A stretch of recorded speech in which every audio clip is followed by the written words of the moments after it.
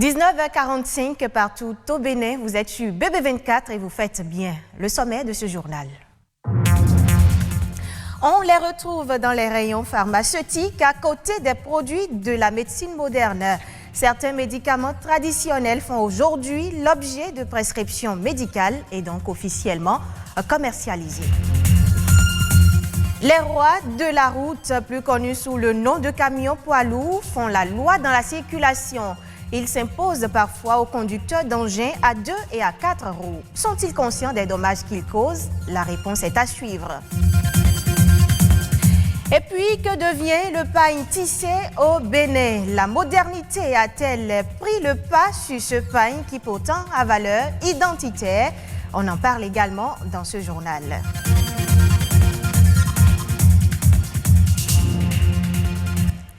Dans les officines pharmaceutiques, on retrouve de plus en plus les médicaments à base de plantes.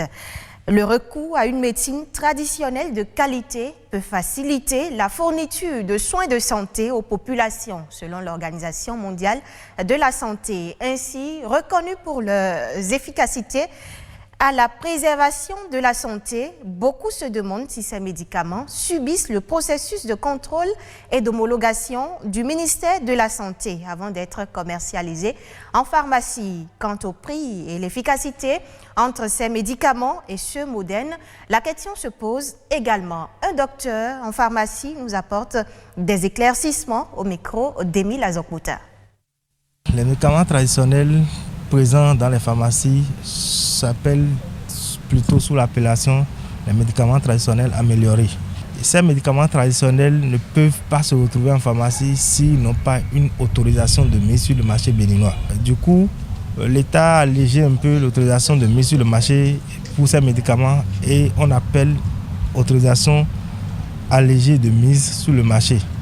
Et c'est tous les médicaments traditionnels normalement se retrouvant en pharmacie doivent avoir cette autorisation de mise sur le marché de part du ministère de la Santé du Bénin. Dans certains pays, il existe la médecine moderne dans les CHU et la médecine traditionnelle à côté.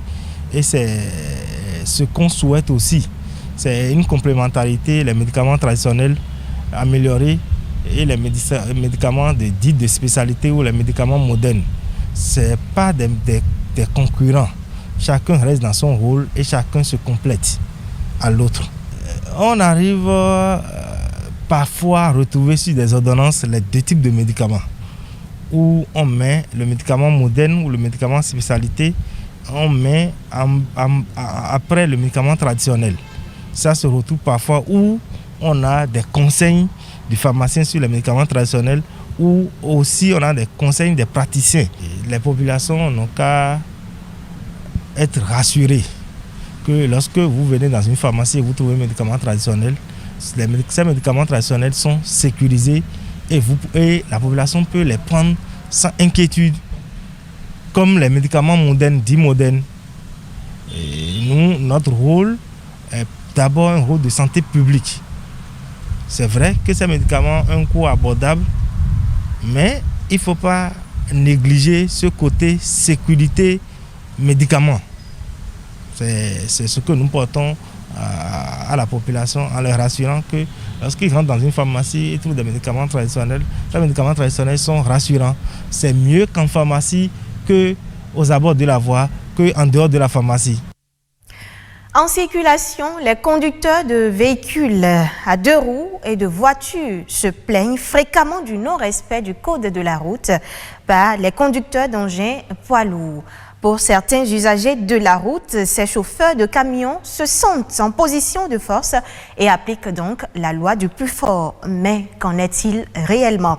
Calvador Awanou et Nadège Sani ont sillonné la ville de Cotonou pour mieux nous édifier.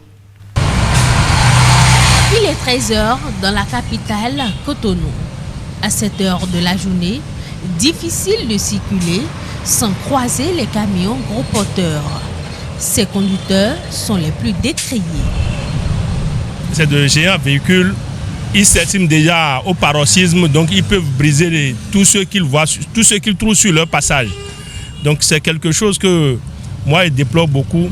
Quand on les voit, si tu ne fuis pas, c'est ton problème. Quand tu vas essayer de parler, ils vont te dire que ouais, Bon, assurance supportée. Est-ce que l'assurance peut faire revenir celui qui est mort à la vie?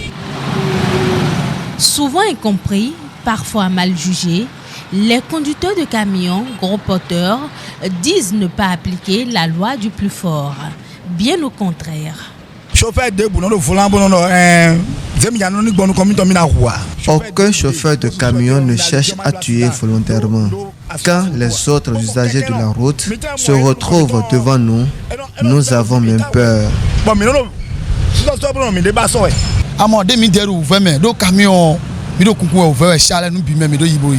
Ce n'est pas facile de conduire un camion.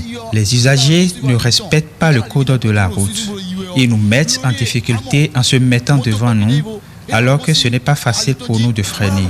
C'est ce qui nous amène à mal leur parler et à leur dire que c'est grâce à Dieu qu'ils vivent et parlent encore.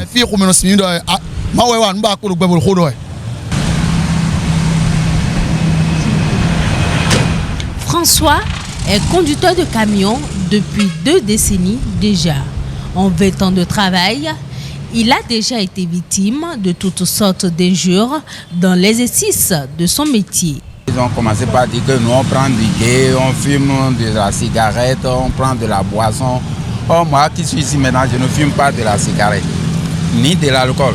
Mon manger c'est de baigner. Vous voyez maintenant dans ma main, non?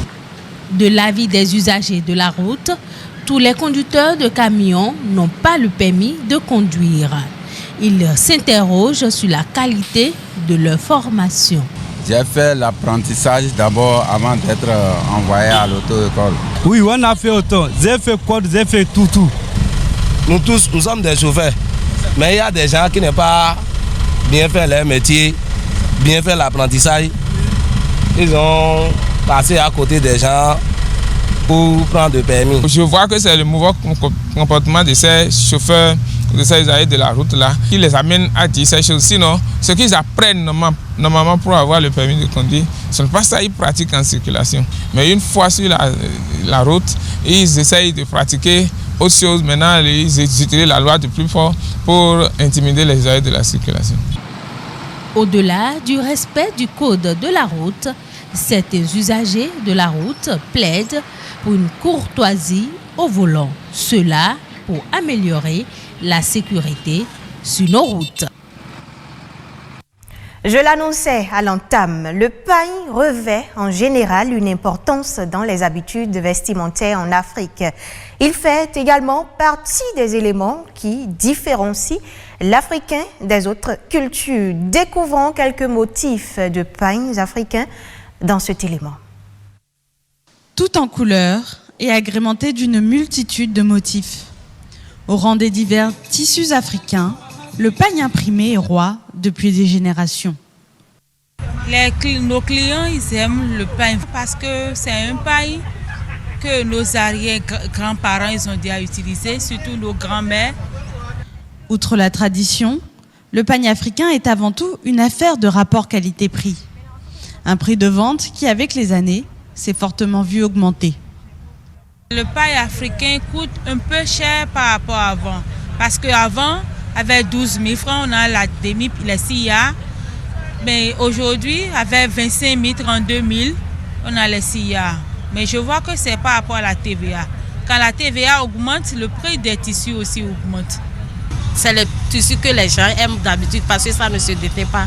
Ça ne se déteint pas. Si tu portes, c'est très beau à voir et on est belle dedans.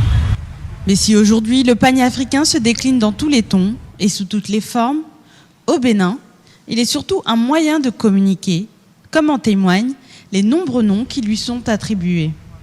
On a des pagnes qu'on appelle jalousie, tu sors, je sors, ça dépend. Ton pied, mon pied, ça beaucoup, on a beaucoup de noms qu'on donne au pagne. Pour d'autres, le pagne imprimé, c'est aussi un symbole d'africanité face à l'émergence des vêtements prêts à porter venus des pays européens. Les pagnes africains représentent aujourd'hui, je crois, notre existence parce que je crois que c'est toujours mieux de consommer local. Au lieu de toujours consommer les pagnes importées, nous préférons faire la publicité de nos pagnes africains afin de pouvoir promouvoir l'Afrique.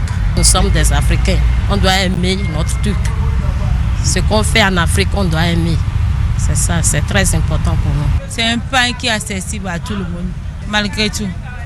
Parce que les clients, ils ont fini par comprendre que c'est un bon pain qui dure beaucoup et qui est à la mode, quoi.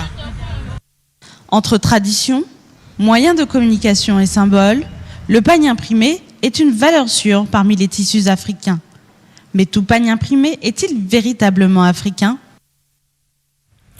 D'autres informations d'ordre national, la prison. Suivez la Nation en bref de ce mercredi, réalisée et présentée par Patrick Adiagoudjou.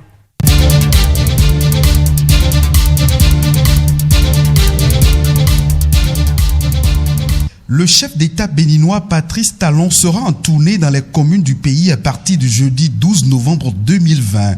La tournée du chef d'État sonne comme un exercice de reddition de comptes et de concertation avec le peuple.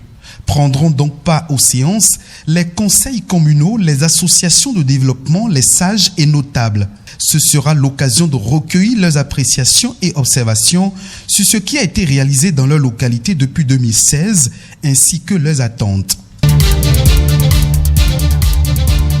Des barques motorisées sont offertes à la police fluviale et à 4 collectivités locales, à savoir à Tiémé, Zogbodome, Tchaourou et Wenchi. Ce dont vise à réduire les conséquences souvent désastreuses des accidents sur les cours d'eau. Les équipements mis à la disposition des populations permettront donc de réduire les noyades et sauver des vies. Le balai des ministères sectoriels devant la commission budgétaire a commencé à l'Assemblée nationale. Le ministre d'État chargé du plan et du développement, Abdoulaye Biotchane, a planché mardi dernier pour défendre le projet de budget de son ministère gestion 2021, lequel s'élève à près de 14 milliards de francs CFA, en baisse par rapport à celui de l'année 2020.